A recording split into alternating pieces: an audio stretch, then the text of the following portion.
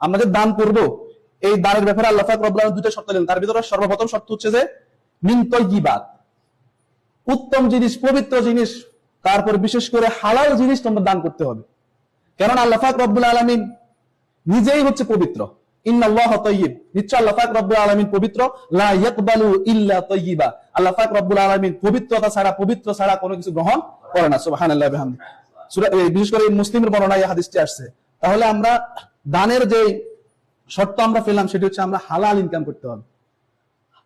কারণ উত্তম জিনিস আমরা মানুষকে দান করতে হবে, হালাল জিনিস দিয়ে, হালাল উৎপন্ন করে বা হালাল ইনকাম করে মানুষকে আমরা দান করতে হবে, পবিত্র জিনিস আমরা দান করতে হবে। এরপরে বিশেষ করে দানের যে 2 নাম্বার উৎস সেটি হচ্ছে যে এমন জিনিস দান করব না বা এমন জিনিস দান করা যাবে না যা মানুষ নিজের জন্য পছন্দ করে না।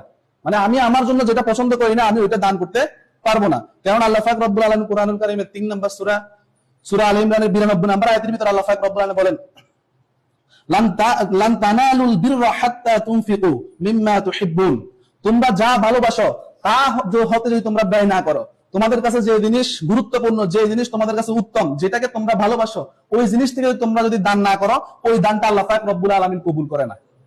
ওয়া মা তুনফিকু মিন শাইইন ফাইন্নাল্লাহা বিহি আলিম, তোমরা কি দান করতেছো, কোন জিনিস দান করতেছো, এই ব্যাপারে আল্লাহ পাক রব্বুল আলামিন সবকিছুই জানতেছে। তোমরা বিশেষ করে এই আয়াতটা পড়ার পর আমার মানে বাস্তবতার দিকে দেখলাম যে আমরা অনেকে মসজিদে টাকা দান করি, যেই জিনিস রিকশাওয়ালাকে দিয়ে রিকশাওয়ালা নেয় না, যেই জিনিস ফল কেনার পরে ফলওয়ালাকে দেওয়ার পরে দোকানদার নেয় না, ওই জিনিস আমরা এভাবে চিপে নিয়ে মসজিদে দিই। এরপরে বিশেষ করে আমাদের যে জামাগুলো পুরাতন হয়ে যায়, মনে করেন এরকম বাস্তবতার কারণে, মানে বাস্তব দেখার কারণে এই কথা বলতেছি, অনেক সময় দেখি অনেকেই মসজিদে টুপি দান করে। সে একটা টুপিকে 10 বছর, 15 বছর, 7 বছর ব্যবহার করার পর যেই টুপি পরার পর সে জনসম্মুখে যেতে পারে না, ওই টুপি সে মসজিদে গিয়ে দান করে। তার ভিতরে এই জিনিসটা, তার চেঞ্জে এই জিনিসটা আসে না, এই টেন্ডেন্সি আসে না যে যেই টুপিটা আমি দান করতেছি, যেই টুপিটা আমি মসজিদে দিচ্ছি, এই টুপি দিয়ে তো কেউ না কেউ আল্লাহ পাক রব্বুল আলামিনের সামনে দাঁড়াবে, আল্লাহ পাক রব্বুল আলামিনের কুদরতি পায়ে সিজদা দিবে। এই ময়লা, এরপরে সিরা, এরকম টুপি দিয়ে সে যদি দাঁড়ায়, এই বিষয়টা কেমন লাগে? যে জিনিস আমার জন্য পছন্দ না, যে জিনিস আমার কাছে ভালো লাগে না, ওই জিনিস দান করা যাবে না। এই কারণে আল্লাহ পাক রব্বুল আলামিন এই আয়াতের 2 নাম্বার সেই শর্ত বা দান করার যে 2 নাম্বার শর্ত দিলেন সেটি হচ্ছে যে তোমরা ওই জিনিস দান করবা না যে জিনিস তোমরা নিজেরা পছন্দ করো না।